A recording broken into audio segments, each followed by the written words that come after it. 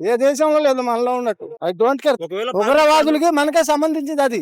మీరు రాకూడదు. వాళ్ళు దాడి చేసిన మనం కూడా దిగాలప. అది న్యాయం ధర్మం తెలుసుకోవాలి. అంత మరి కానీ వాళ్ళు వచ్చారంటే మనం కూడా దిగాలి. వాళ్ళు ఒక 10,000 మంది పోతారు, మనం ఒక 20,000 మంది పోతాం. అంత జరిగేది ఏం కాదు. ఒకవేళ యుద్ధంలో దిగితే మనం గెలుస్తామంటారా? గెలుస్తాం, తప్పకుండా గెలుస్తాం. మన ఎందుకు న్యాయం ఉంది, ధర్మం ఉంది కాబట్టి మనం ఓడిపోం, గెలుస్తాం. ఇప్పటికైతే మీరు సంతృప్తికరంగా ఉన్నారు ఓకే. ఈ రోజు భారత ప్రభుత్వం తీసుకున్న ఓకే. నిర్ణయం పట్ల. ఓకే, పాకిస్తాన్ ఊరుకుంటే బాగుంటది.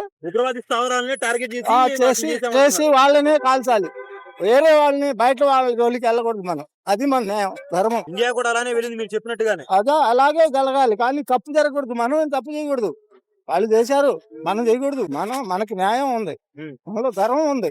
ఏ దేశంలో లేదు మనలో ఉన్నట్టు. భారతదేశంలో కాపాడుకోవాలి మన ధర్మాన్ని. అసలు ఇండియా ఇప్పుడు వెళ్ళి పాకిస్తాన్ అటాక్ చేయడం కరెక్టే అంటారా? Correct sir, correct. ఎందుకంటే వాళ్ళు చేశారు కాబట్టి మనం చేయొచ్చు, తప్పులేదు. ఐ డోంట్ కేర్, తప్పులేదు. ఎందుకంటే వాళ్ళే మనకి దారి చూపించారు. వాళ్ళు తప్పు చేశారు, మనం దారి చూపించారు. మనం చేయడం తప్పులేదు, చెయ్యొచ్చు. మరి ఇది యుద్ధానికి దారి తీస్తుందంటారా? పాకిస్తాన్ కూడా మళ్ళీ మనపై దాడి చేసిద్దాం మళ్ళీ? పాకిస్తాన్ చేయకూడదు, ఉగ్రవాదులకు సంబంధించింది కదా, ఉగ్రవాదులే చేయాలి. పాకిస్తాన్ మామూలుగా బయట వాళ్ళు రాకూడదు. ఒకవేళ ఉగ్రవాదులకి మనకే సంబంధించింది అది. మీరు రాకూడదు, మీరు రాకుండా ఉండాలా. ఒకవేళ పాకిస్తాన్ ఇప్పుడు వచ్చేసి మళ్ళీ భారత్ పై దాడి చేసింది, పాకిస్తాన్ వాళ్ళు వచ్చి వాళ్ళు దాడి చేసిన మనం కూడా దిగాలప. అర్థమైందా?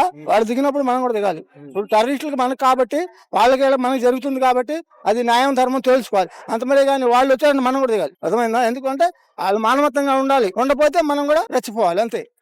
వాళ్ళు వచ్చినప్పుడు మనం ఎందుకు ఊరుకుంటాం? ఒకవేళ భారత్ పాకిస్తాన్ తో యుద్ధాన్ని దిగితే ఏమైంది అంటారు? దాని యొక్క రిజల్ట్ ఏమైంది? ఏముంటదండి. అప్పుడు వాళ్ళు ఒక 10,000 మంది పోతారు, మనం ఒక 20,000 మంది పోతాం. అంత జరిగేది ఏం కాదు, తక్కువ నష్టాలు జరుగుతాయి. ఎంత మటుకు ఏం కాదు. ఒకవేళ యుద్ధంలో దిగితే మనం గెలుస్తామంటారా? గెలుస్తాం, తప్పకుండా గెలుస్తాం. ఓడిపోం మనం ఎందుకు న్యాయం ఉంది, ధర్మం ఉంది కాబట్టి మనం ఓడిపోం, గెలుస్తాం. ఇది మాత్రం న్యాయం. అసలు ఉగ్రవాదాన్ని మనం అంతమొందించలేమా? చెయ్యొచ్చు, ఎలా చేయాలి? చెయ్యొచ్చు. వాళ్ళు ఆగిపోవాలి, వాళ్ళు రాకుండా ఉండాలా. వాళ్ళు కూడా ఉగ్రవాదుల మీద వాళ్ళు కూడా దాడి చేయాలి. ఎందుకు వెళ్ళారు రా అని అటాక్ చేయాలి వాళ్ళని కూడా, వాళ్ళు కూడా. కానీ వాళ్ళు మన మీదకి వస్తే ఆఖరిగా మనం కూడా ఆగొద్దు. అప్పుడు అటాక్స్ అండ్ అటాక్ అట్లా. మరి మోదీ గారు ఇప్పుడు అటాక్ చేయడం ఇది మొత్తం కూడా దాని పట్ల మీ అభిప్రాయం ఏంటండి? అలా చేయడం మంచిదేనండి, చేయొచ్చు. ఎందుకంటే వాళ్ళు అన్యాయం చేశారు, మనం న్యాయంగా వెళ్తున్నాం. మళ్ళీ వాళ్ళు అన్యాయం అవుతాయి, మన మీదకి వస్తే అటాక్ చేస్తే అది అన్యాయం కదా, అన్యాయంగా. మరి అలాంటప్పుడు మనం ఎలా ఊరుకుంటాం? ఊరుకోకూడదు. ఇప్పటికైతే మీరు సంతృప్తికరంగా ఉన్నారు ఓకే. ఈ రోజు భారత ప్రభుత్వం పట్ల. ఓకే, యుద్ధానికైనా వెళ్ళండి, కాకపోతే అమాయకులు చేయకుండా చెప్పంటారు, అంతే? అయ్యో అంతే. అమాయకుల జోలికి ఎందుకు వెళ్ళాలండి? ఇప్పుడు తగాదా అనేది మీకు నాకు వచ్చింది, మన ఇద్దరే చూసుకోవాలి. కానీ ఆయన వస్తే మనం ఊరుకుంటామా? ఊరుకోకూడదు. ఆయన వస్తే ఆయన కూడా మనం చూసి వేసుకోవాల్సింది. అది నేను చెప్పేది. న్యాయాలు ఉన్నాయి మన దగ్గర, ఎవరి దగ్గర లేవు, మన దగ్గర ఉన్నట్టు. కాబట్టి వాళ్ళు చూసిపోతే బాగలేదు.